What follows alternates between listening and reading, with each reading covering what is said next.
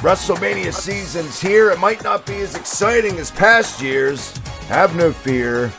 I'm gonna stop rhyming because I'm just excited and I'm flustered because finally I got this guy in the house. 2 years in the making almost, I feel like, to get something done. Channel life has intervened and delayed, but nonetheless, finally in the house, my main man, Colonel Fancy. Welcome to the channel, bud. Thank you so much for joining me. Our look back retro Hibiki Highspots, WrestleMania 10.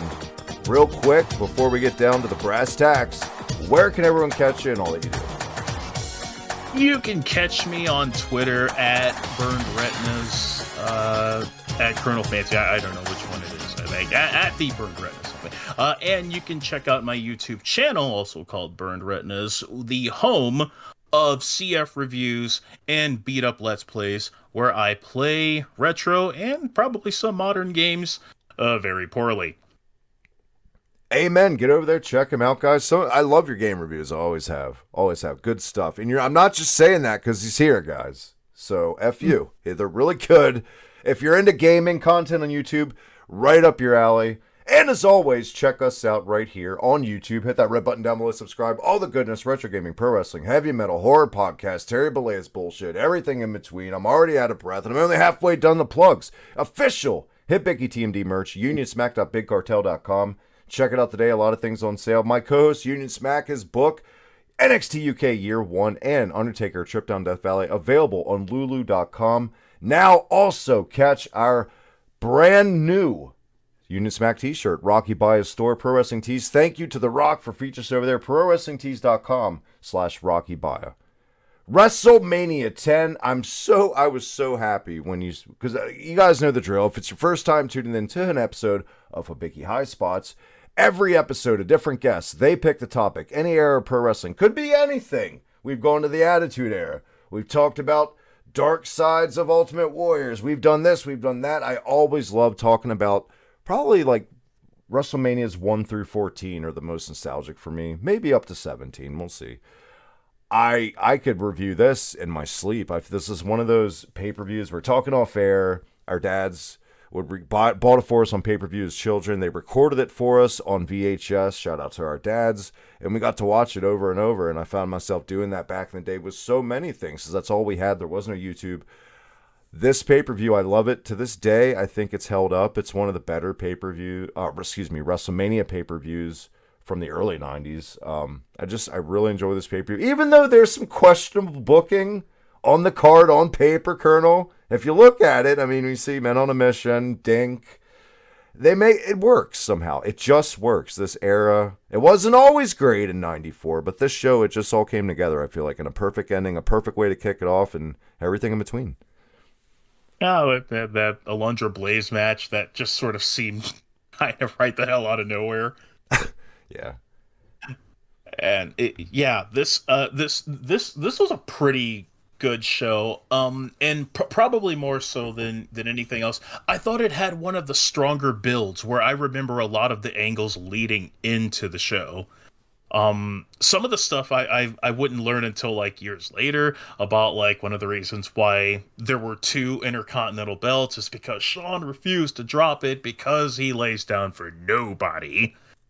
Or because he failed a drug test. And really. Yeah. Oh, what a character he ended up being for me. Like I'd always had like that weird love-hate relationship with Shawn Michaels. Probably because I was a big. I mean, we're getting ahead of ourselves here, but I was a big Jannetty fan. And I loved the Rockers as a kid. And when he threw him through that window, or Jannetty ran through it, I thought, dude, you broke up my favorite tag team. It's traumatic shit as a kid. It was for me too. I've said it on this channel before. I had to be restrained. I was upset. I cried. I'm not gonna lie. I was so heartbroken. And like I remember Strikeforce breaking up, and I was like kind of sad about that. But then like Rick Martel turned out to be kind of awesome, and like nothing against Tito Santana. Just we were. I love it that Strikeforce was such a lame tag team that even as children we were like, I was kind of sad, but then I realized it was Strikeforce. Yeah. It's like Two jacked up guys in whiteies, just tighty whiteies, and they broke up, and I'm like, oh, okay, fine. Sadly, Tito Santana is nowhere to be found on this card. Rick Martel, however, was scheduled to be on a 10-man tag match, which didn't happen. Which that back then that very rarely happened, where matches got cut due to time. Yeah, I'd always wondered what had happened with that, because there wasn't really an angle building up, and I realized, okay, it's just a match to get people on the show. And I was also a big 1-2-3 Kid mark. I loved Sean Waltman growing up, so I was robbed a Sean Waltman match. And the Smoking Guns, I think, were in the match. Right. Before we get way ahead of ourselves, though, I think historically, this is very noteworthy WrestleMania. This is the very first WrestleMania to not feature a staple of the previous 9 WrestleManias, Hulk Hogan. This was a big deal for them to find, especially in the Garden, to not have the Hulkamania train behind them. Could they do it without the steam of Hulkamania? This was that was a pretty big question, and considering like the temperature of the business, it was like yes and no, but it felt like there were a lot of question marks going into the show. I for reasons unknown, I'd watched WrestleMania 9 prior to it because I needed to get that Yoko ending with Bret Hart losing to him in like 9 minutes after the salt was thrown in his face. If there was one thing that was funny about that, and I don't mean to go off on a tangent here, I love that poor Bret has to sit there and hold Yokozuna's giant ass legs, and Mr. Fuji has one job: throw the salt. He misses. And Bret is sitting there, and he's straining, and he is just crying out to Fuji, "Salt!" He's like yelling, "Salt! Salt!" And Fuji's just sitting there watching time just click by, finally throws the salt. Hulkamania comes down, gets the match. I think Yoko beat him at King of the Ring. Yeah. That year. Or yeah, King of the Ring. Yeah, and that's like the official end of Hulkamania. So now the new generation has to be ushered in, and it's there were some pretty good feuds that were kind of throughout the year, but. Like we had like an Undertaker face turn, but of course Taker was gone because he was selling being thrown in a casket and disappearing in a glowy, goofy light. Right, flying above the arena in Providence, Rhode Island at the Royal Rumble. God, the Archangel himself. Oh God, do you remember some of the vignettes of the people in the Undertaker sightings? Yes. Yeah. I don't know. I think I saw him at the donut shop getting a donut. Yeah. It was ridiculous. Yeah, he asked for 6 coffin-shaped donuts, so I gave him 6 coffin-shaped eclairs. Yeah. Like, my older brother and I will still make fun of that to this day. Yeah, it's so good. Guys, if you've never seen those, check them out. They're so worth the hunt. And that's another thing. Not just Hogan. There was the Undertaker. There was some big names off this card. Going into this, the main angle going into WrestleMania 10 was... I think it's safe to say by now, the Lex Luger experiment, for anyone that don't know, they'd taken the past year and turned Lex Luger babyface and put in literally from head to toe USA colors. Gave him a fucking bus and said, off you go. Literally in a bus across the country on a Make America Great Again tour. And then he won by disqualification at SummerSlam. It made him look like a putz. He celebrated like he won the title. Even as a kid, I was yelling at my TV like, why are you celebrating, Lex? Nobody in this company at this time, maybe Razor Ramon, in my opinion, as far as connecting to an audience, Bret Hart was the guy. Plain as day. Easily. I think it was because people had grown up with Bret Hart so much.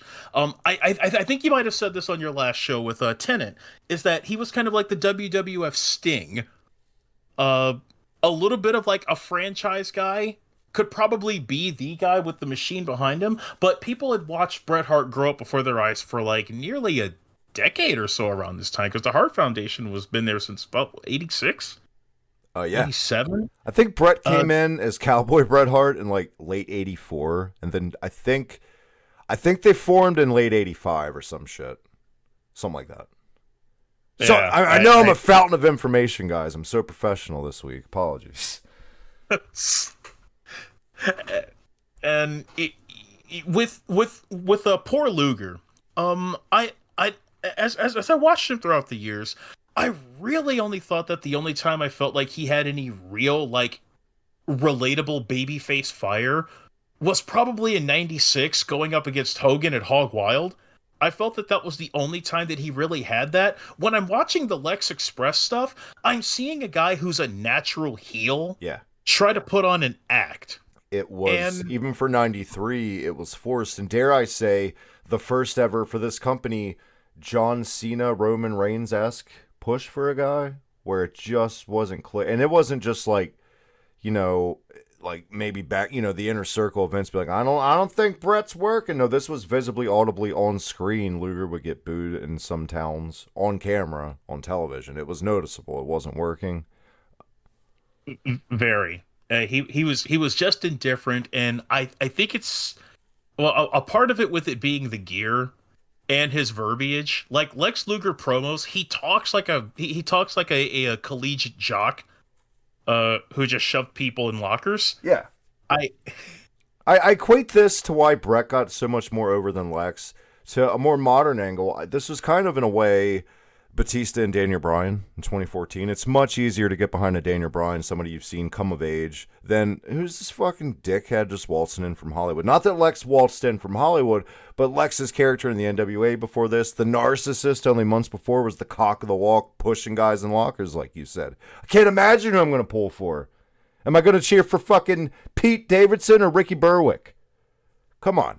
oh, this is a really hard decision here. Like it's and yeah, and the like the build to it, like all right, I like the way that they did double elimination at the Royal Rumble. They've like tried to do it since, and like I think they've botched it almost every other time. The only time that And it worked perfectly is when it wasn't supposed to with Cena and Batista. It wasn't supposed to happen, but those guys couldn't have timed that any perfectly, more accidentally. You know, like, yeah, and I just trying what the like, you can't like if I feel like with what they should have did with Brett and Luger.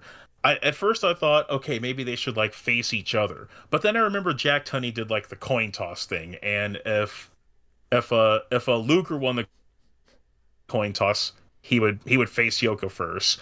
If like Brett won the coin toss, he'd face Yoko first, and then Luger for whatever reason would face Crush. I was going to say, did you know what Lex was supposed to have on his plate? Thank God that Lex won the coin toss. Which that would, even if Lex didn't, that would have made no sense because, I mean, for 94, I'll say a quote blood feud, but Crush and Savage have had this feud going for months now at this point, before Survivor Series. So it would have made no sense to just shoehorn Crush in with, God, that would have been awful. I'm sure they locked up in WCW and on Nitro in the late 90s and it was shit, but it would have been bad. I had just recently watched a match with them on Raw because I've been watching Raw '93, and they actually had a match, and the two did nothing. They had like a power knuckle spot, Crush press slammed him, and that was literally it. Like Sounds on the money though. I mean, let's talk about the biggest unsung hero in the title picture before we move on, Colonel. Yokozuna. I think he's so under fucking appreciated for this time. Just the company's business was in the shits. The steroid trial was going on. And here comes this agile 600-pound reliable big man who could carry the ball and was believable at just pulling off this hateable, and I know it hasn't aged well, but hateable Japanese wrestler. Like, he was the anchor, literally, not just because of his weight. I'm not being a dick, but he was the anchor for this. You wanted to see, especially kids, us kids at the time, hated Yokozuna. We're so sick of it. And it was smart of them to string along the reign, too, so it meant more. Imagine that. And I know it's AEW and WWE in modern times have actually gotten better at that. I'll give them credit with their top titles. They've gotten way better, Colonel, at letting champions have... Look, Britt Baker's reign just ended yesterday. That was almost a year. Look at Roman Reigns. Yeah. I can't complain on that front with WWE right now. Agreed. Like I haven't watched the product regularly in a long time, but it makes your title mean something when guys hold on to it. And Reigns back then, it wasn't like there wasn't a such thing as a transitional champion. I think the shortest title reign that I remembered was usually guys who would get pinned because they were out of the company. But beyond that, like most of those titles were protected, and that's what was key. Yokozuna could pretty much do anything for a guy that size, and even if he didn't have to like do a great deal of spots, he would stand there and he would destroy somebody. He would knock them down, and he would do one spot where he would because like for a man his size, he had tremendous athleticism.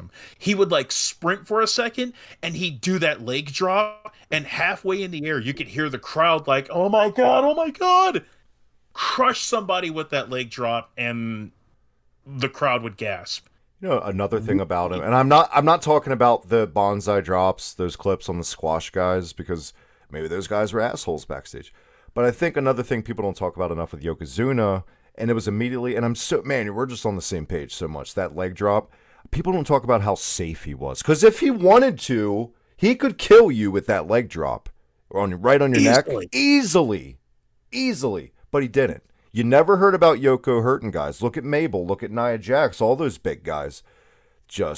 They just ran over. Vader. All those guys. Bam Bam Bigelow and Yokozuna might be the two safest big men I've ever seen. Right. I'd even throw like a pretty strong third place for a earthquake. Yes. I thought that they really took care of people in the ring. I'd say Typhoon too, but he only ends up hurting himself and tripping and falling through walls, so he's not that. Oh, poor Shockmaster. Let's get down to business. This kicks off, and you're going to hear it at nauseum on this show, guys. If you didn't know, if our thumbnail didn't give it away, WrestleMania 10 emanates from Madison Square Garden, the same one the first one emanated from. Go down to ringside, Jerry Lawler for his first ever pay-per-view announcing gig.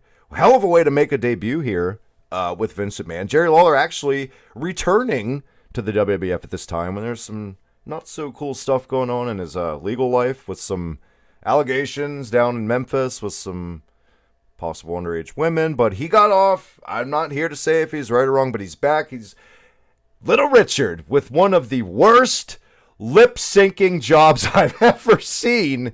Kicks us off with American the Beautiful. What'd you think, Little Rich?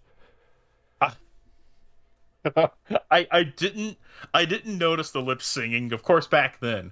Well, when I rewatched it, like, I don't know, it was like a couple of years later, in like maybe '99, and I went, "What the fuck is he doing?" he's missing the cues. They have to cut the camera away because he's probably high as shit. And yeah, this was a terrible version of America the Beautiful. Down. He looked like someone's Aunt Gladys here. Or something. I don't know. On our way to church. I'm pretty sure if it was like a church Easter Sunday, I could probably find that same outfit in like 1999 or so. I will shout out the choir that surrounded ringside, his backup choir. I'm pretty sure they were really singing. So shout out to them for actually singing. Right. Like, but you're Little Richard. Why can't you just sing it? Like, I don't know, man. He was no spring chicken here. Maybe, like, maybe the substance abuse was a real thing. Maybe he didn't have faith in himself. Just butterflies. Yeah, probably. It felt pretty rinky dink to kick this off, and watching it years later now. Speaking of kicking off, I have waited almost 6 years to talk about this. One of my favorite matches in the history of professional wrestling, coinciding with one of my favorite angles the World Wrestling Federation ever did. You guys know what I'm talking about. So Lex Luger won the coin toss. He gets Yokozuna first. Who does Bret Hart get? His brother Owen. You guys, I don't feel like we don't have to tell them this storyline. I feel like anyone listening to this already knows and why it's good. Oh yeah, the build for this. I remember as a kid not wanting them to break up because I didn't want tag teams to break up back then. Owen being the snivelly, snotty little brother, who felt like he wasn't appreciated. It's like he's a heel, but I think what made it work is that he's kind of relatable. And if anyone's been like in like a house with siblings and you're vying for attention, then there's like going to be the one child that's like better at everybody than everything else, and then there's the little scrappy underdog who goes from scrappy to bitter. And that was always Owen. And like Owen's always had like a really rough run in his early WWF careers, paired with Coco Beware and in aging Coco Beware by like 92. And when they finally made him and Brett a team, it was like it was great for a while. I think they had that Survivor Series where it was like the other Hart brothers in the ring. I think it's probably the only time Bruce was ever in a WWF ring, at least with like great exposure. Yeah. And yeah, it there it's a pretty tense for months up until the Royal Rumble, and Owen kicked his leg out of his leg. Out of his He leg. wouldn't tag in. And the thing about that is when that happened, it's a great moment in that tag team title match at the Royal Rumble. They had Bret Hart go out there later, and then they made the asinine decision to like have that who's more popular contest when Lex and Bret went over at the same time. Lex hadn't been on the show at all before that all night, so in the fans' eyes, he was fresh as a daisy. He was fucking Superman. Everyone always likes Batman over Superman. And Bret's own brother turned on him early in the show. Why would they think that people wouldn't cheer Bret over Lex? And that's exactly what happened. Right. They've done everything to set up poor Lex to fail here. And Bret, I think Bret he'd been selling like his ankle and his knee for about 2 or 3 months. So yeah, he's. I think Bret even put in his book, he was like, I kept trying to tell Vince, don't make him choose. It's not going to end up well for Lex. And Bret Hart's always right. He's always right. I just saw a clip the other day about when Hogan and Bischoff just joined TNA. I don't know if you saw that tweet. He was right. Oh yeah, and we should just listen to Bret from now on. I mean, I know he's at the point where he's pretty cranky, and he still holds on to a lot. He still holds on to like a lot of stuff, but the guy had a mind for the business. That's an understatement. He lives the business. I think even after retirement, Bret probably lives the business more than ever and watches everything because he misses performing. Right. And like I think FTR teased bringing him in as a manager. That I fucking marked out. Yeah. So obviously, who do you have better chemistry with than your brother? Now I've seen brothers have some subpar matches. I've seen the Hardy Boys at like an 01 WWF pay-per-view, like the first time they were supposed to, and it was just a dud. Like, how do you not have chemistry with your brother? Owen and Bret had beyond chemistry in this match every time they locked up. Still the greatest cage match I've ever seen of all times. And a couple months after this, Bret and Owen. But I've said it before about certain matches, and I'll add this to the list. If I'm running a professional wrestling school, this would be on my criteria for film to show my students. It starts at a slow boil. And credit to Owen and Bret too for not just rushing into it. They let it simmer in this match, and it's definitely a coming out story. Probably Owen Hart's most important match in the history of his career, hands down. The shocking clean win from Owen Hart in this match, unbelievable. And just to hear that crowd gasp when Owen gets the pin, and Bret is just disgruntled and disgusted, and Owen can't believe it. Owen's in such shock that he forgets that on the side of his mouth is a loogie the size of a small child's fist. So when he goes backstage to immediately be interviewed by Todd Pettengill, he cuts the entire promo, and all I can focus on, Colonel, is the gob of spit. To this day, I've tried to not focus on it, because Pat Patterson not throw him a handkerchief, because where's Jack Lanza? Nobody noticed this. Like, Todd Pettengill's just mesmerized by this. He's like, should I get that? I feel like Todd was looking right at it, right? Yeah. It's like one of the grossest things ever. It's like, I'm pretty sure it was moving. Oh God, just completely visceral. Yeah, I love the way that this match started out. There's like a little bit of reluctance in Brett in like wanting to just like beat the snot out of his brother, but at the same time, he's got to teach him a lesson. And And that was another thing that made the storyline beautiful in a way is the more that this angle carried on, in the matches after this, Owen kept giving Brett a reason and pushing him more and more to beat the shit out of his own brother. So by the time we got to like the fall of '94, Brett was doing just that in matches, and it was justified because of what we seen Owen do. It so the fans were like behind him. It didn't come off as Brett was a big bully brother. No, it was his little brother was such an asshole. I'd beat his ass too, and it was just so well done. yeah, and it didn't make Brett look like a pussy either, because you could almost feel like the indifference from the crowd, because they want to see Brett beat the crap out of him, but they see how torn he is about this, and they're also bringing the parents into this. And if anyone had been familiar with like the Hart family throughout like some of the early '90s when they'd featured them on TV, you know that they were like pretty tight knit. Davy Boy, I don't remember him being around this time.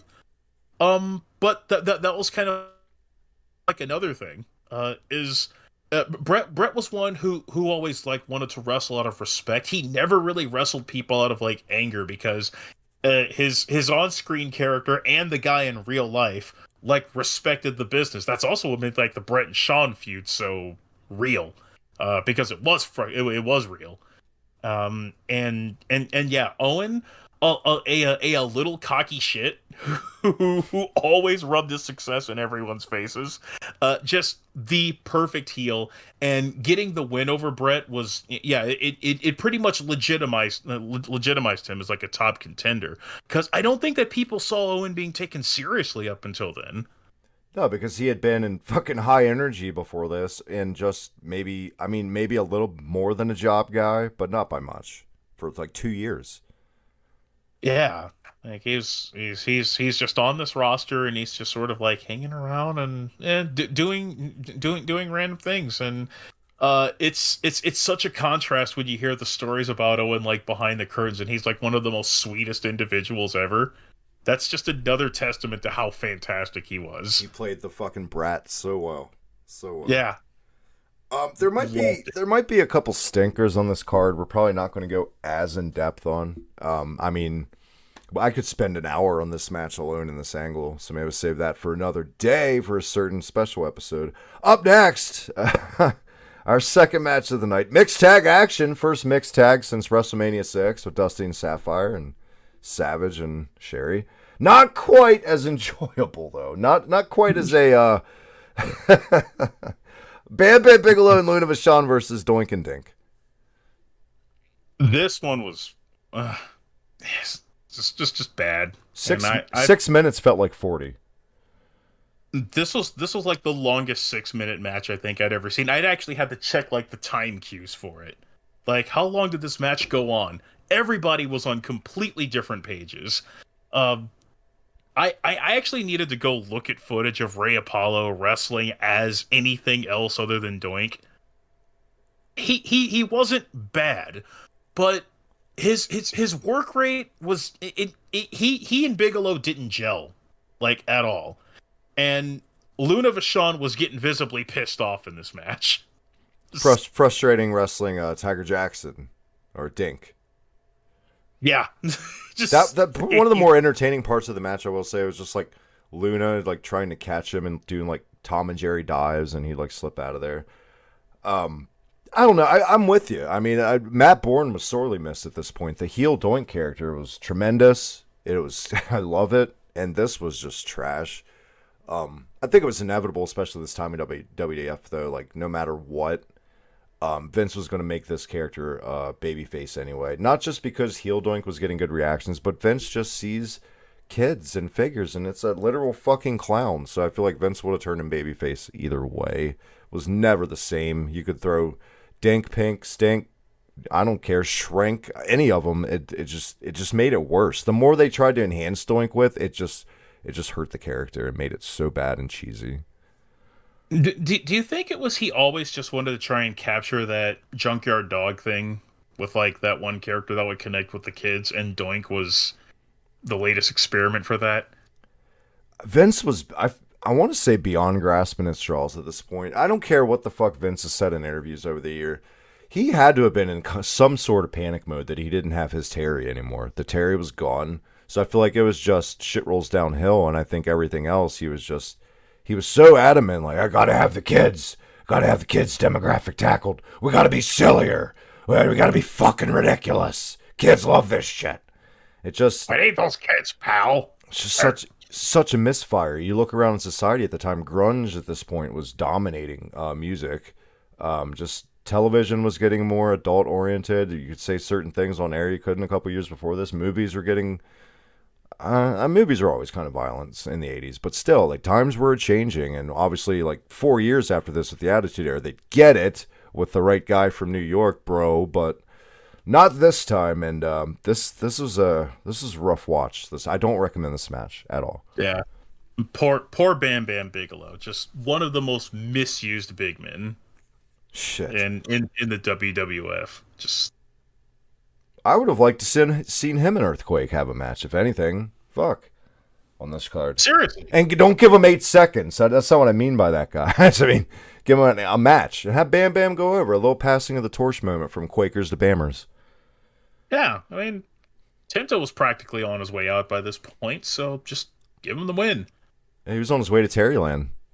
Terry was about to bring all his friends in at this time. He was on his way to Turner. Up next, a match on paper that might look ridiculous to some people.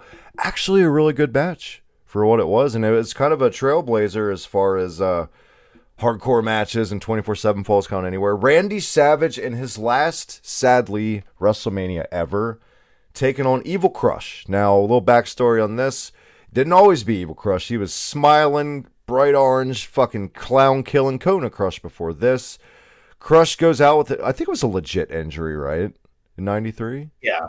Legit injury, goes out, comes back. And credit to him, because I feel like the Smiley Crush wasn't working. It was a good call to turn him heel and turn on Savage for not being there and sending him cards to visit him in the hospital. In retrospect.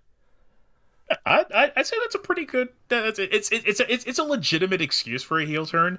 Like, nowadays, the heel turn is always... You fans turned your back on me. I think it was when like Becky Lynch was first turning heel before they changed their mind and made her face again. She tried to say the fans turned their back on her, and it's like, no, people are fucking cheering for you. Damian Priest, he turns heel, and no, people are cheering for you. Nobody didn't not respect you. And with Crush, it's like, hey, there's a 500-pound sumo that's like crushing my sternum. Where the hell were you? Exactly, and he was totally justified, but Randy Savage was so beloved, it didn't matter, you know, and yeah. I think a big difference to now and stuff for, like, you know, just flat out, their stories make no sense now. It's, you know, stupid shit like Becky Lynch would say that made no sense. It's because back then they actually still had to listen to the fans. Now they listen to shareholders, so it doesn't matter. It really does. It doesn't matter. It doesn't have to make sense anymore because they're making more money than ever now, so... It's just sad state of affairs. Yeah, there isn't any stakes. Even if people bought no tickets to the show, they're still like making hand over fist off of just their television investment deals. Like USA's not going to let like their highest rated show go away. So like, here's a truckload of money. Exactly. The only stakes are at fucking Baron Corbin's house for his vlog.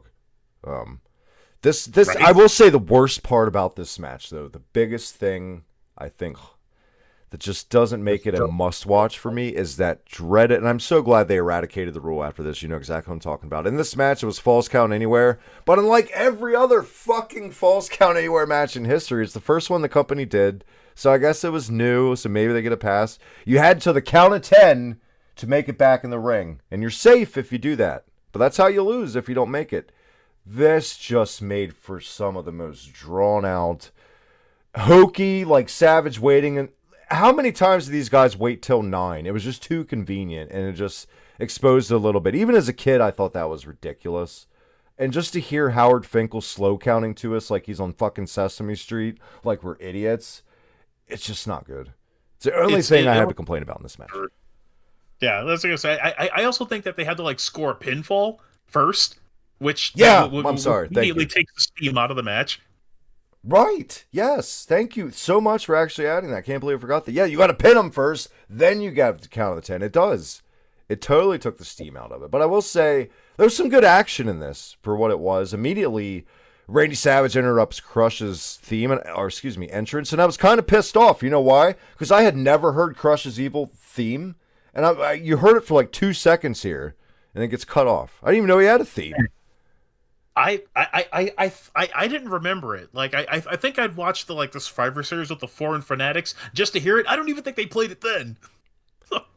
It's such a ridiculous attack too, because it's not like Savage came from behind. Like Savage made his entrance first, guys, then Crush. So it's like Crush was like starting to slow walk, and he just watched Savage run and attack him and did nothing. It's so good. It always caught me off guard, because Crush is walking forward like you can't see him. So if Savage is off screen, that means Crush can't see him either. So it's video game rules. Brian Adams is mean mugging here with like the most awesome mullet ever, and his face paint, and then Savage just flies out of nowhere and just ambushes him, and Savage is taken out and pinned with a side backbreaker.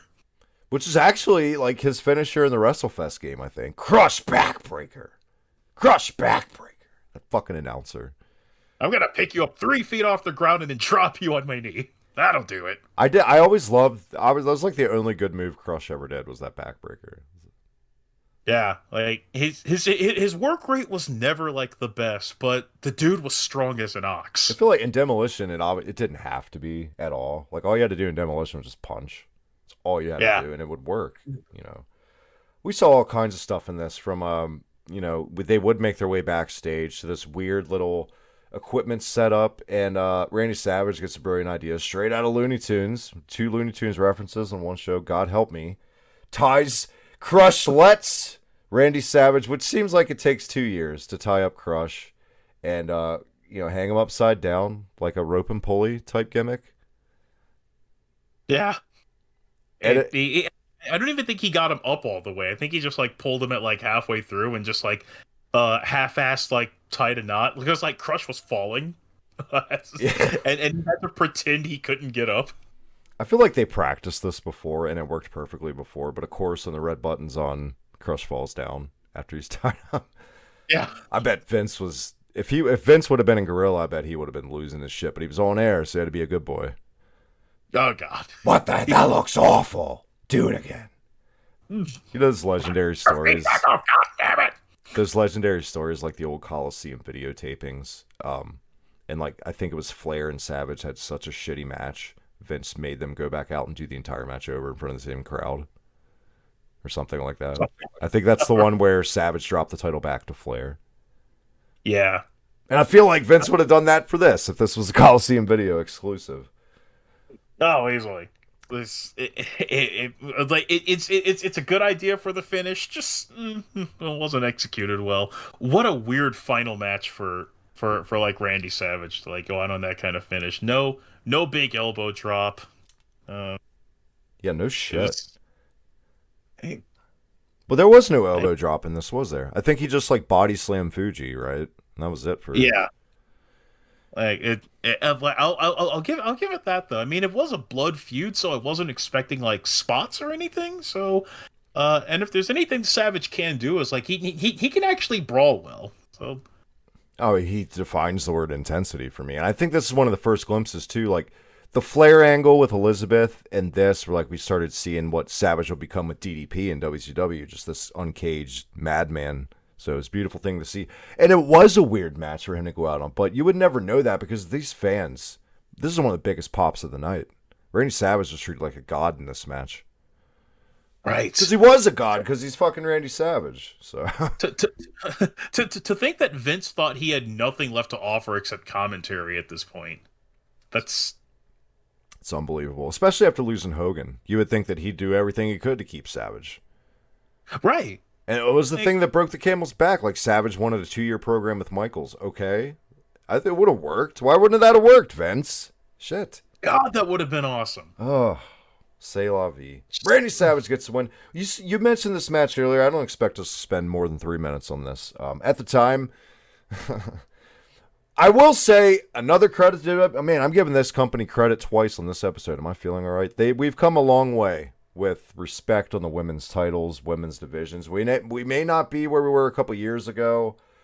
It's pretty rough right now, but we're better than this. Alundra Blaze beat Leilani Kai, retained the WWF Women's title. Or, if you're watching this show on mute the entire time and it's your first ever wrestling show you ever watched, you'll know Alundra Blaze as Owen Hart coming out of this match due to the nice legendary botch on the name graphic. All time clip, probably one of the earlier botches that I remember, next to like Shockmaster.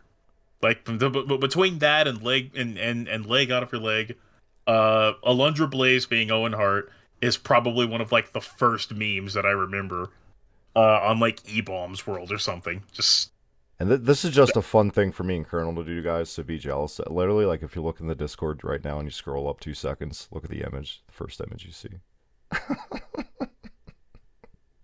It's from like months ago too. It's from like January. if it's not this, then it's just making up Sheamus's the little lyrics to Sheamus's theme, which I miss.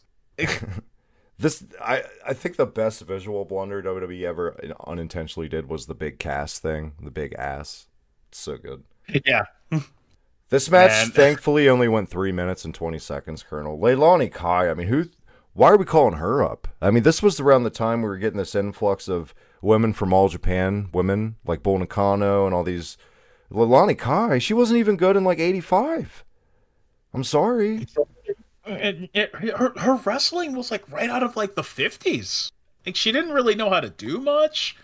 Alundra Blaze was an athlete. I'm pretty sure Leilani Kai has done a cartwheel once. She was 14. She still fucked it up at 14. And I guess the gimmick on top of it, like nothing screams to me hula dancer like a broken down middle-aged woman that looks like she works at Tootsie's Bar and Grill than this. Yeah. Vince just brought her in and was like, all right, we need you to work 3 matches with Alundra Blaze. Make her look good. Like, all right, sweetie, you let me know where to sign on the check. There was literally nothing to write home about in this. There wasn't. She won with what, a back bridging suplex? What was it, a German? Yeah, it was like a belly to back German, which was actually a sweet ass looking German suplex that she used to do. She had a credible bridge, but I will say, not her best moment here. Do you have anything to add about this match? Not really. Like. It was another one that felt like it went longer than it should have. It didn't really showcase her. Like, why couldn't they get Bull Nakano here? Like, I felt that there would have been a much hotter match, but yeah. That match they had at SummerSlam that year, Nakano and Alundra put that here. Oh my god. Yeah, or like hell, like. Why didn't they just throw Luna in this match again? I mean, but Blaze and Luna had a feud. Why not put that match on WrestleMania? Vachon just wanted to wrestle since joining this company. Man, her dark side of the ring was really good, but you learn a lot of things about Luna Vachon. And one thing you do learn, you're completely right. She really wanted to go out there and just perform, and it's like she never got a fair shake. And especially at this time, when we're calling Leilani Kai. Why? Seriously? Especially, and the angle they had been doing since Blaze won the fucking belt, and they'd continue to do after this, is Luna would find some muscle to come in and take care of Alundra Blaze. Did she ever get the match with Alundra Blaze? I think they had one blow-off match, and that was like the end of the feud, because I don't think Vachon was around that much longer. No. She's gone by 95. Yeah. And one thing that in that Dark Side of the Ring episode, I think Alundra Blaze, who was interviewed on there, she kept vouching for Luna, like, please put it on Luna. They wouldn't fucking do it. Maybe now, hindsight's 2020. Maybe her well-known substance abuse and suicide issues might have been a factor. Who's to say? Probably. Like, I wondered if they just put the machine behind her, if that would have like gotten her on track a little bit. I don't know, man. It's fucking crazy to me because when the Raw game came out that year, Luna was in it, not fucking Alundra Blaze. Precisely. Like that tells you something that this character could hang with like the men to fight them in a video game. Make her like the face of this. Make her the face of this like division that you kind of want to do something with. And then like almost 2 years later, like Alundra Blaze is gone too. So big fat lot of nothing there. I want to see her out there with clowns. I know you. You're gonna go out there and you're gonna You're gonna do some amazing things. We're gonna bring in Bertha Faye, Queen of the Trailer Park. That's a hot feud. Ugh. That music though is legendary. Yeah, it's one of those themes that I'll just kind of put on and listen to. It's up there with like the Boss Man theme and the Mounties theme. We are heading down quite the boulevard because what's on my sheet next, our next match. Before we do, we're talking about this off air too. I don't have all the segments perfectly, guys, so like when they were between matches, but I feel like this is when we went to the little Toddy Pentongo in the crowd on assignment with Bill Clinton, quote unquote. Why? Why the fuck are we wasting time on that? We couldn't hear from Brett before his match later. We couldn't hear from Lex, who has the match coming up. By the way, we get no pre-match promo from Lex Luger anywhere on this card. Again, I feel like, in a way, sabotaging Lex. How can you relate to a guy if you don't fucking hear from him? No, we gotta hear this asshole be Bill Clinton, and the not very good Bill Clinton. Like it's like the least convincing Bill Clinton that I've never seen, that I've never seen. Excuse me. And well, if there's one thing that I've never been able to figure out all these years, what was the fucking joke? Because this was like years before like the Monica stuff, so it's not like that was topical. It's just Bill Clinton. What? Just Bill Clinton. There's no joke. Was the punchline, like you said, the IRS sitting behind him and Ted DiBiase? I don't know. And they both, you could tell, like, when Ted DiBiase came down and had to talk to him, you could tell he wanted to be anywhere else. There's a few points where, like, DiBiase throughout this, like, late portion of his career, he was so halfway checked out of this character. How the mighty had fallen from main event in WrestleManias to shaking hands with Billy Clinton. Slick way. Yeah. The match, though, I'm talking about now, again, on paper, men on a mission against the Quebecers for the WWF title. A lot of people don't understand how popular men on a mission were at this time. And I feel like we'd be doing an injustice to not say, yes, it's wrestle crap looking back, but they were really popular for this little span of a couple months when they first debuted. I would say this match derailed all of that when they didn't get the job done. And they still celebrated with the titles like idiots. Yeah. I've been in a couple of like Twitter spats with people that try to tell me that the wins don't matter. It doesn't matter if a guy loses this match as long as he gets the belt. That's all that's important. Men on a Mission needed that big win here because they were over, and like you said, like Wrestle Crap will look back at like the big parachute pants and their goofy attire and think like, oh well, wasn't this something to look back at like the new generation and laugh at? And the crowd loved these guys, and I think a part of it was like Oscar's energy. Like he'd rap, and the fans were behind it. And there wasn't really much going on in the tag division at this point. Yeah, the Head Shrinkers were kind of around, and the Quebecers, I think they dropped the titles to like Brett and Owen, but then they won them back later, and they were just kind of on top in the division, and They needed the win. It's WrestleMania. You're supposed to pay off these big feuds. Right. And if you're not going to do it, at least get some sympathy heat for the babyface, not have them steal belts and celebrate them like thieves. That much. And, oh, God, the finish to this match. This was another one of those finishes where I look back on. So Pierre gets knocked out of the ring after breaking up the pin when Mo is about to pin Jacques. Mo clotheslines Pierre out of the ring. They both hit their finish on him to incapacitate him. The referee is counting. I don't know why the fuck he's counting because the non-legal Quebecer is out of the ring. So he's up at like 5, 6, and he's counting as fast as possible. Johnny Polo pulls Jacques out of the ring. Then the ref just counts 10. What in the flying fuck was that? It was a big wet fart. It's what it was. You know what? There were some underrated power spots here from the Quebecers. There was like 2 spots where they both picked up Mabel, and the fans actually popped big for it. I always loved when a young Mabel at this time did that spin kick for a man his size. That was impressive. That looked sick. The awesome move Men on a Mission did. I don't think it was their finisher, but it was like Mabel would just stand there, and Mo would come from behind and do a crossbody onto Mabel. It was like a double crossbody on the guy. Didn't they do that onto the outside to somebody?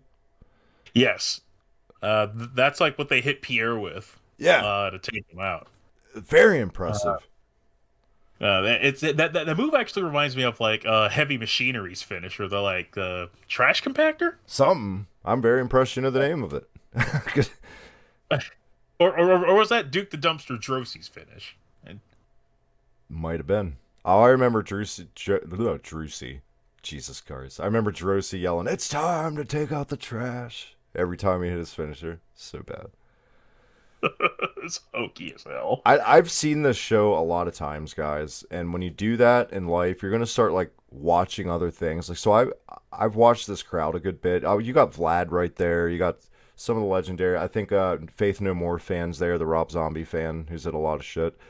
But on this too, there's this mother and daughter who in like this matching. They're like wearing twinsies shit or whatever. And in this match, for some reason, I only noticed them because they have this giant like Macintosh fucking corrugated paper. It just left all the shit on of "I love Johnny Polo." Fucking huge. And everything the Quebecers did in this match, they were like the only two people you'd hear in the, and they were like shrieking women. Yay! They were like the biggest Quebecer fans in the world. I guess because they wanted to fuck Raven. But it was, I don't know if you noticed that, but I couldn't stop noticing it. Holy shit. I'm gonna have to go back and check that out. I'll point it out to you. Because once you do, it's like you can't take your eyes off of them. They love some Johnny. Suave like, motherfucker. The Rob Zombie fan. I totally remember the Rob Zombie fan. Yeah. It was he was always in that crew with fucking Vlad and little meatball guy with the long hair. I don't know what his code name is.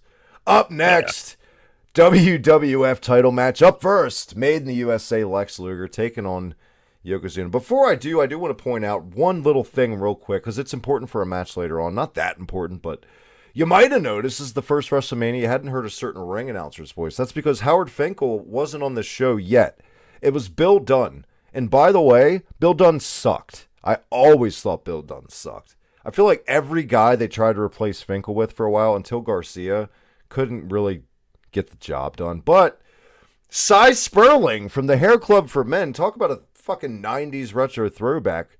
All four of you who remember Cy Sperling comes out at the time. The big craze was, making guys not bald. Here's Howard Finkel with a head of hair, the worst toupee I've ever seen. It looked like it was like stuck on with it. It looked like a Lego attachment. It was so. I was watching this with my fiance, who's a very big casual. She doesn't know any of this shit, and I don't know what she was thinking, but she said that his hair looked like a 7-layer dip that you get at Walmart, and I was like, what? I don't know, but it was not good, guys. And yeah, so Howard Finkel announcing. I just had to point that out because it's going to be relevant in a bit. Lex Luger, Yokozuna, celebrities in the house, though. Colonel, who do we got on tap? Oh, Donnie Wahlberg. Which is, God, I feel like it's been 100 years since I've heard that name. Donnie Wahlberg, Rhonda Shear, who I actually remembered because I did watch a lot of USA Up All Night around that time. Let's see, Burt Reynolds didn't come out yet. He actually had a fun backstage with Shawn Michaels that I actually enjoyed. That's good. And so Wahlberg and Jeannie Garth, who I didn't remember much at the time because I didn't watch Beverly Hills 90210. Oh no! Wait, no. That was she was later. She was later. God, I'm kind of all over the place here. But yeah, Donnie Wahlberg. I don't know if this dude was drunk. He's slurring his way through these entrances, and he can barely read the tangy cards. He's like, coming down to the ring, Lex Luger. I always giggled at that. And yeah. I remember just staring at Shear's cleavage when I was 12. Just non-stop. Just boobs all over the place with her. Mrs. Tits. Yeah. Out through the ropes comes Yoko. Like Yoko just looked like a star. He had such tremendous presence. Um, I don't think they've ever done like the monster character that good since, at least not in WWF. Uh, and you wanted to see someone beat him. It should have been Lex back at SummerSlam, but mm, yeah, that's all because it's worth anything. I actually like Luger's music. After he dropped that like USA fanfare and he came out with this theme, I actually loved this theme. Was this the debut of the funky fresh new Lex music? I think so. I couldn't remember if there were any events before that, but yeah, I love the way it swelled. It had a real nice commanding aura to it. And Lex came out with the look on his face that I can only describe as job face. Oh yeah, Uh, he was pulling a Sasha Banks here for sure. yeah. Another thing about his music, every time, especially when I hear this version, I always expect like the chorus part to turn into the British Bulldogs because the Allied Powers remix thing. Oh yeah, that's right. It was such a good remix. It worked. It just worked. This didn't work. Yeah. This did not work. Fans didn't want Lex here. This match is kind of a dud. The SummerSlam match was better, I feel like. There was just a lot of rest holds. You get a couple Yoko spots. And I know we said it before, could Lex Luger be any fucking louder in a match? He's up there with Iron Mike Sharp. It's bad. It's noticeable. Like he screams spots every time he takes a punch or a chop. It's oh, it's like knock that that's great for a heel. Like when when like Private Party were baby faces, and I think it's Isaiah Cassidy who would like do that shriek. Yeah, When he gets tossed into the air. like a woman. Yeah, it's like stop that. You're a baby face. And when he did it, when Keith Lee debuted, it was perfect because he was a heel. Yes. So good. And yeah, I don't know who ever taught Luger selling, but like it's like look like you're in pain, and Luger would sell like he would step on Legos like every single time. He really did. My favorite Luger spot in this match is he takes Yoko down, hits the ropes, and by hit the ropes to mean he kind of falls back into them, walks forward, takes about 3 steps, leaps as high in the air as possible, screams, and hits the spazziest elbow that I've ever seen. You're making me laugh like it's spaz because it's so good. It's so true. He did that fucking elbow in so many matches too. I don't know what the hell he's thinking on it. He thinks he's fucking Amazing Red out there or something. It's We're not talking about the. I need a second. We're not talking about the most important part of this match. It was fresh off of his old job at Foot Locker, Mr. Perfect's back. Did someone tell him that the pants aren't supposed to match the ref shirt, or? is there a way you could make Kurt Hennig look like any more unflattering? Let's give him a stocking cap. Christ's sakes. He's got like the baggiest freaking stripes flight suit possible. Uh, and this is just supposed to be babyface Kurt Hennig at this point. But yeah, he was playing the I don't remember the angle why he was made the ref. It was just fucking random. Like with spoiler Roddy Piper later, it was just a random announcement that Jack Tunney hand selected him. The only good thing about this, and they never capitalized on this after it, because I think Perfect was gone after this too. Like something happened, and I don't know what the fuck it was off the top of my head. It might have been contract dispute or something. But it did do a good job because the year before WrestleMania, the roles were reversed. Perfect was a babyface, Lex was a heel. They had a really hot feud going. The match sucked, but it was a good feud. They hated each other, so it made sense full circle for Perfect to screw Lex, because even with Lex being babyface in '93 and Perfect was around, they never had an angle on air where like shit was cool now. They just never were on TV together as babyfaces at the same time. So that made sense. And it was an easy way for Vince to kind of get his boy Lex out of there with looking weak, like he got screwed. It was a DQ finish here.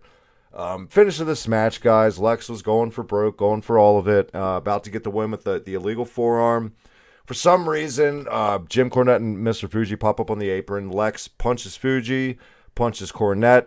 Perfect warns him to fucking stop. He doesn't. He just keeps not listening, and Perfect disqualifies him. The way, by the way, Perfect said ring the bell was awkward. Like he was throwing nickels or something. I don't know. But yeah, just another lame duck finish here. I guess it made more sense than, because unlike the men on a mission finish, which killed that team dead, this, like I said, a way to get Lex out.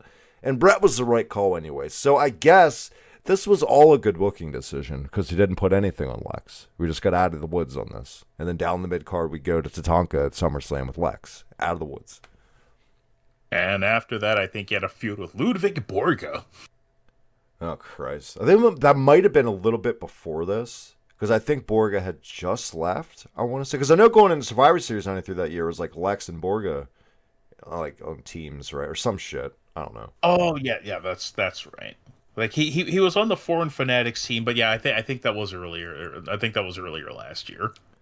The match is fucking boring though. It's one of the worst Yokozuna matches. Like even Yoko tried to get his shit in, it just wasn't enough to redeem this boring fuckfest. It just it's not Mania worthy. I couldn't help but wonder if they just told him to like work light since you'll be going against Brett. But even against Brett, he wasn't like. But Brett was mostly doing all the work. Right. Like, I guess it's like, yeah. And I mean, even with Brett, they only went like, my sheet has 10 minutes, 38 seconds. This went 14:40, so about the same. But yeah, you think at this point Vince had just accepted, because I'm sure a lot of guys were in his ear that Lex it's not going to work. Yeah, he's just not this guy. Like when Vince is given some of these guys that were like pretty hot in other territories, because like the same thing happened with Mark Marrow.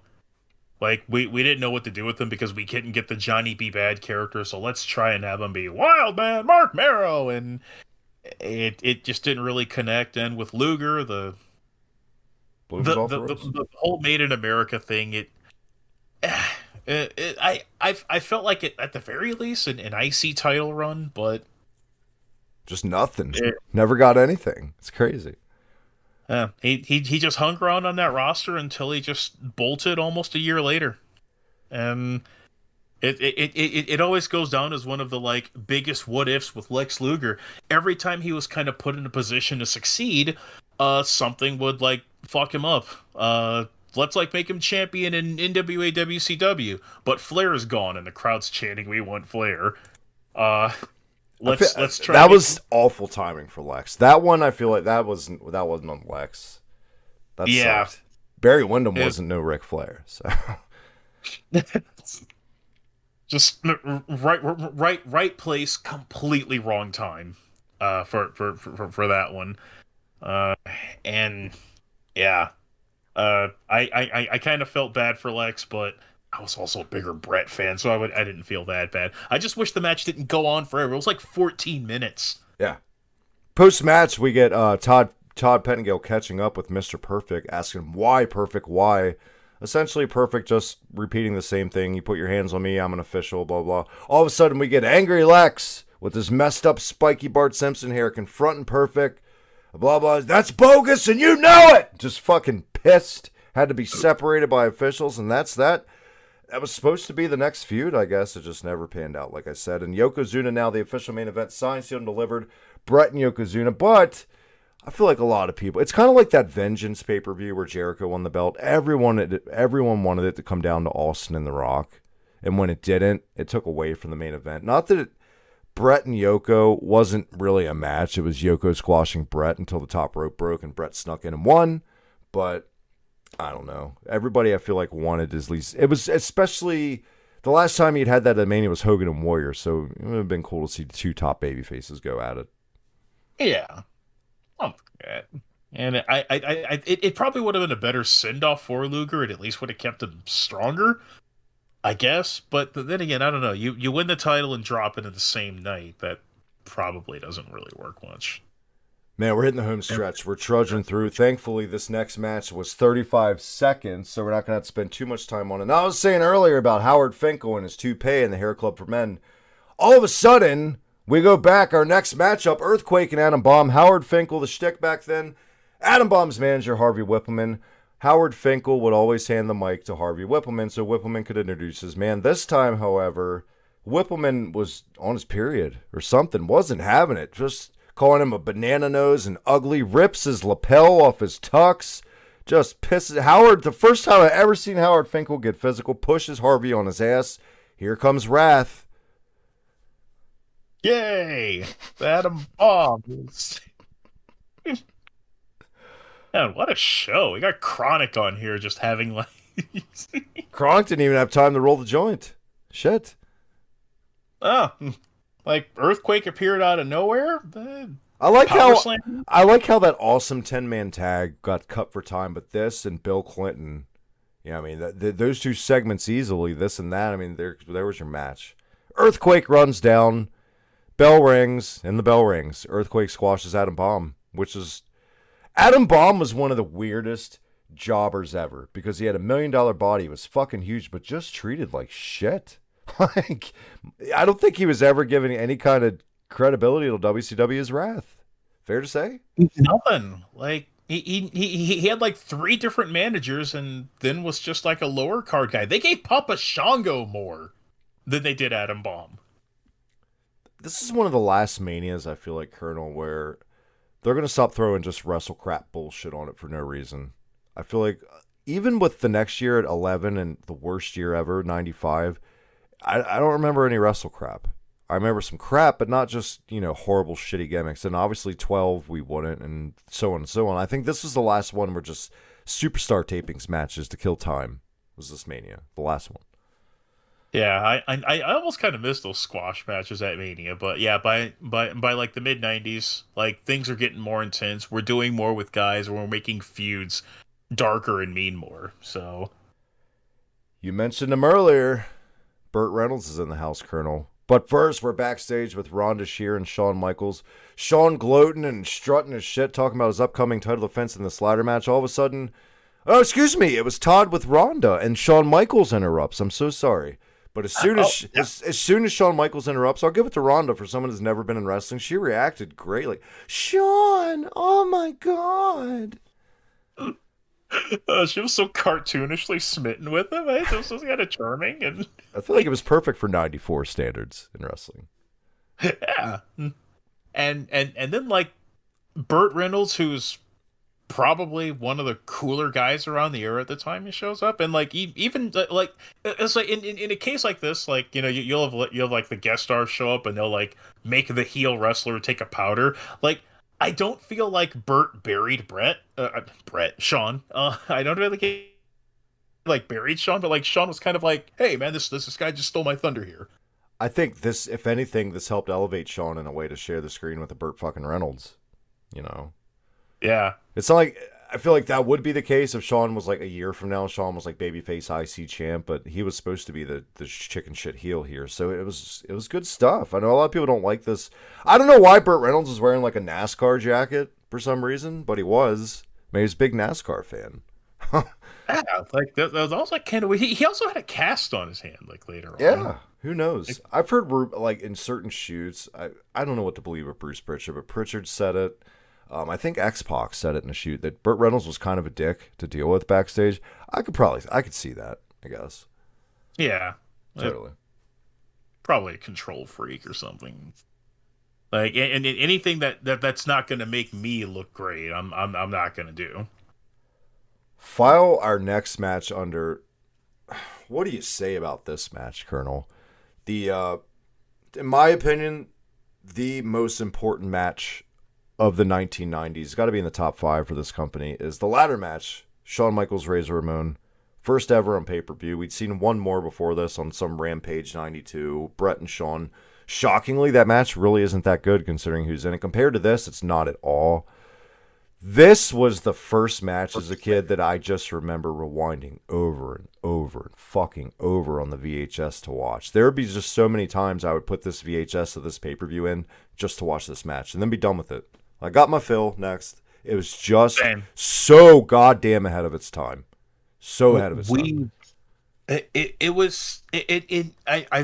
think that Paul Heyman had always said it every time he talked about this match. It wasn't just like a match with stunts with a ladder. It was a fight that happened to have a ladder involved in it. Exactly. And And if there's anything that kind of like irked me about like the evolution of the ladder matches going into the 2010s and beyond, because like after this they like did like I don't know like maybe one other ladder match before like Edge and Christian and the Hardys and the Dudleys would start like killing themselves. But then you'll get to like the like mid 2000s where people just spent ladder matches just building shit in the ring to jump off of, Yeah. and it starts to look a little bit cornbally. I think they had like three ladder spots in this match with it, and based on what I'd learned, they pretty much made them up on the fly. Exactly. And it was more or less picking away a body part with the ladder, like putting a guy's leg in the ladder, then stomping the ladder, and it's more methodical as opposed to, you're right, a stunt show, and we got to set up ramps, and we made a skate park, and all this shit. And I think Rock and Triple H carried that on too in their match a couple years later. It was just as methodical. We went off the rails, like you said, but you really appreciate this match. I personally, and this might be blasphemy to some people, I actually think the match they had at SummerSlam a year later was better. I think there was a better dynamic with both baby faces, extremely popular. The fans had to pick. There were better spots. I feel like Razor was actually more sadistic in the 95 match. And I always preferred, and rest in peace, by the way, Scott Hall. That was last week. So sad. I preferred my Razor Ramon with that fucking edge to him. Always. Yeah, I like that match a little bit more too, because I feel like that by that point they had like really good chemistry and they knew what they wanted to do in that match, and they like split and went they split it and went 1-for-1. So I thought it was a pretty cool way to like bookend that, and they both had like tremendous respect for each other. God, Scott Hall's punches. I think he had some of my favorite punches. Just the snap that he put into those, and it didn't hurt either that Michaels is so good at that little thing of spit, making it look like a tooth flying out when he gets hit. So he was like the master at that spot. Both of these guys. Yeah. This is another case on this card of wrestling perfection. This is wrestling perfection, this entire match. I don't have any, like with the 95 ladder match, we both like it better, but let's cut the shit. The finish is totally botched. Shawn had to climb like 3 times to grab the belt. Not here. I don't know, it's just that spectacle of Shawn doing that splash that we've seen hundreds of times now. Diesel getting his little debut on the big stage here after an amazing performance at the Royal Rumble. Getting kicked out of ringside in these awesome silver chaps thing that he was wearing is badass, in my opinion. I couldn't recommend a match. This might be the match in this entire year 94 that I recommend the most out of any match that happened on pay-per-view. Is this, and the most important. It holds up well. And highlights, I thought, what the best that both guys could do with this. Like, here's this ladder, and I'm like, all right, we're just gonna go in and like halfway do stuff with it, and it just worked. Like, all the spots were well done except for the end there. I think they had legit broken the ladder, and of course this was like the first ladder match, so like nowadays there's like 8 or 9 ladders surrounding the ring. These two 240 plus pound guys are sitting here wobbling on this ladder that's like halfway bent. Yeah. And I think something like that gave it a little more danger. And a little more it made elements that they couldn't control in it. So that stood out to me. We had so much random shit. Oh, no, I mean to cut you off, sorry. Yeah. And like the visual of Razor holding the 2 belts, just timeless. Oh yeah. That was perfect. That was a Vince call too. Like, you got to go out there after the match. I'm going to climb the ladder, and Earl's going to stand right under your tits, and you're going to hold him out. Oh my god!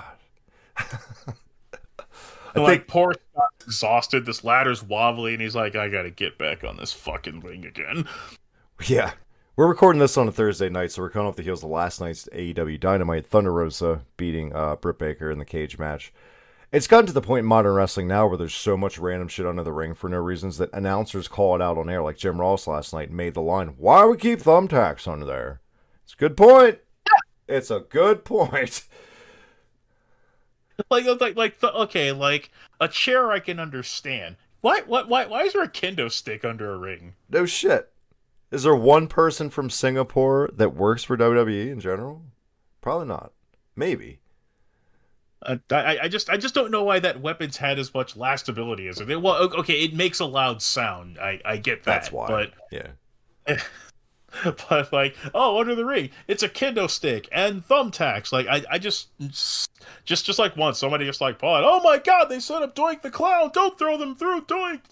I feel like we can fucking thank Steve Blackman for kendo sticks being there for the last 20 years. It wasn't until him. Holy shit, you're right. Son of a bitch.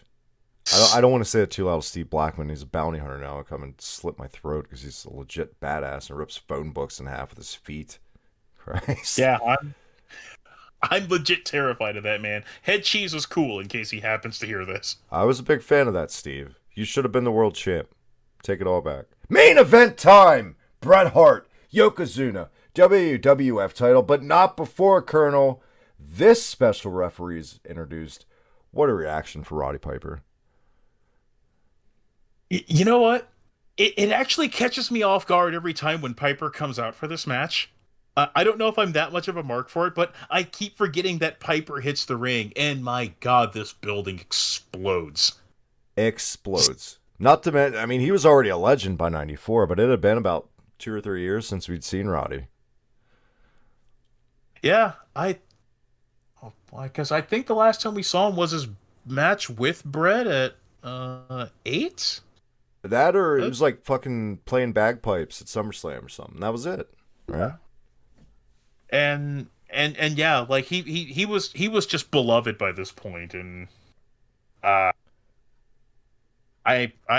always mark out whenever I watch some old shows and like Piper comes out. He was always one of my favorites growing up, and like 'cause if there's anything that I thought that they were going to do was like play some ties with Brett and Piper's history. That didn't really play too much into the match, but it was great optics for the post match. I think it was also too like we had just seen a babyface turn in the referee role earlier. Like everybody, there's no, especially Roddy Piper wasn't going to turn here, so we knew we were going to get a fair shake. I said Vlad in the crowd earlier. I didn't mention that Vlad was part of a a trio on this show, and they're they had dress shirts with bow ties, and one had W on the shirt, the other had W, and the other had F, and they still decided to obviously made WWF. When they announced Piper's coming out, it zoomed like right in on fucking Vlad, and he was like one finger pointing like, Roddy Piper, fuck yeah! Ah! Like going nuts. Vlad lost his shit for Roddy Piper. As would I if I was there. There's also low key, and I've looked for this design. I've looked for my favorite Roddy Piper shirt is the No Fear and the Roddy Piper font with Taz on the back. Fucking love it. My God. Not much of a match though. I mean, Bret Hart, Yokozuna is really, and it makes sense to why it's not a match. Bret knew exactly how to play the sympathy, pull the strings, the heartstrings of the crowd in this. Possibly the silliest finish to a match in WrestleMania history. I always used to wonder if it was a mistake. Like I was like, there's no way that could be a planned spot. It's like Bret Hart wins the match by fat ass, I guess. It's like after this dominant title run of Yokozuna killed Hulkamania, pinned Hulk Hogan, got through Lex Luger, got through Undertaker. He slips, and the reign's over. Imagine Roman Reigns and Brock Lesnar this year. Brock Lesnar trips on a fucking banana peel. Or excuse me, Roman Reigns trips on a banana peel, and Brock ends the reign that way. In retrospect, that's kind of what this came off like. Crowd didn't care. I don't care. What a finish. Bret Hart, the title is back where it should be, on the right babyface. Fans are losing. Is there anything specifically that stood out to you in this match? Because it's not really any real memorable moments, match-wise. No, it was mostly just a lot of like Bret brawling. Like he threw some pretty sick punches. Yoko sold for him. He would do the teetering thing every like 2 minutes, and then he'd knock Bret down. Wash, rinse, repeat. But yeah, like it wasn't special. But from a technical aspect, if you're doing the David versus Goliath, Brett plays a great David. And he knows how to get the most out of like somebody like because like he had like Kevin Nash's best match ever. Oh, yeah. So he's like working with Yoko, and I learned that when I watched the Mania the year before. It's like Brett's gonna try and go after the leg. And once like Yoko was like tied in the ropes, like Brett came off the rope with like 3 elbows. Like he couldn't do that because he was selling his like injuries from this match. And like yeah, Yoko jumped him at the bell, so I guess there was that. But yeah. This might be the loudest reaction the company had on any show that entire year on cameras when Brett got the pin. That the guard in the roof came off literally. Yeah. It was a great visual with like the baby faces coming out there to celebrate with them. Like we're ushering in the new generation here. This was like the official christening for it. And then who do we look to see with all of the baby faces celebrating, the ticker tape flying? This is so well done. We look over on the ramp, we see a lonely Owen. Thinking, should he join his brother to celebrate in the ring? Other Brandy Savage saying, come on down. Owen doesn't do it, turns to the back, and that's how we go off air. Not just baby faces hoisting Brett up. The fucking guy who lost the first title match earlier now has to hoist up the guy that just won now. Lex Luger. Right? Love it. I tried so hard to get like a close-up shot of his a close-up shot of like Letz's poo-poo face. He still didn't look happy. Did not look happy. At least the guys in the 10-man tag got something to do tonight. They're out there celebrating. The baby faces. At least. Yeah. There's your 1, 2, 3 kid right there. What do you grade WrestleMania 10? If I'm giving this one like this one still holds up as like a solid A for me. Like there's I felt like the matches on the card were like well placed. We had a really hot opener. There was some like downtime in between some of those like lower feuds that like it's also a testament to like how nobody talks about how shitty some of those other undercard matches were because the matches that meant the most were that good and got the most time on top, except for Lex and Yoko, but that was like the world title match, so I guess I get why it got 14 minutes. But we didn't see Doink and Dink out there for 20 minutes. We didn't see Alundra and Leilani Kai. They were out there for 3 minutes and 20 seconds, Alundra and Leilani. So, I mean, I can't argue. I'll give it an A too. It's a very nostalgic fueled, but I can't give a show with the greatest opening match to any pay-per-view of all time, in my opinion, and the most important match, one of the most important matches of the 90s on the card, anything lower than an A. And especially the way that the show ended with beyond a feel-good moment. The reign of terror of Yokozuna was over, the first reign of terror. And just the fans got their wish. The People's Champion reigns supreme. Bret Hart rides off into the sunset. Off to SummerSlam 94 we go, as Bret would go on to defend the title. Yokozuna would take some time off. He'd actually come back for Survivor Series 94, wrestle The Undertaker, and then tagging up with Owen, ironically, a year later. Speaking of tagging up, man, I know I said off air, yeah, we might go 45 minutes. We went an hour and a half because WrestleMania 10 is awesome, but it doesn't matter because this has been awesome, and thank you so much, man, for your patience and coming on and finally getting this one under our belt, knocking out the park. Oh, you're very welcome. This was an honor, and yeah, this was a long time coming. Much appreciated. Anytime, man. One more time before we get out of here, where can everyone catch you? You can find me at the Burned Retinas on YouTube and Burned Retinas on Twitter. Oh yeah, I've also got a DeviantArt that I need to do more with. I'm Colonel Fancy on DeviantArt. And you can catch my Retro Reboot gaming reviews and some of the articles that I write at the Game Fix Show website, where I am a part of a podcast. I'm part of the weekly podcast on the Game Fix Show. I got promoted. Very nice. I didn't even know that, so I'm learning stuff too. It's not just the listeners. Guys, get over there. Check him out. All those platforms he's on. Sub to him on Twitch, all that good stuff. YouTube, wherever you can find out Colonel Fancy. He's a hell of a guy. Check him out today. And thank you, man, once again. Until next time, hit that red button down below right here on YouTube. Subscribe. All the goodness, every nerdy fucking funny bone in your body, we're going to tickle it. I guarantee you, if it's nerdy, it's on this channel and it'll be right up your alley. UnionSmack.BigCartel.com, your official Hibiki TNT merch. On Twitter at Huss Hogan. That's it. That's WrestleMania 10, the road to WrestleMania. If it even comes close to being as fun as WrestleMania 10 this year, I'll be quite surprised. But in wrestling, anything's possible. I'm just not going to hold my breath. Until then, Hibiki Highspots.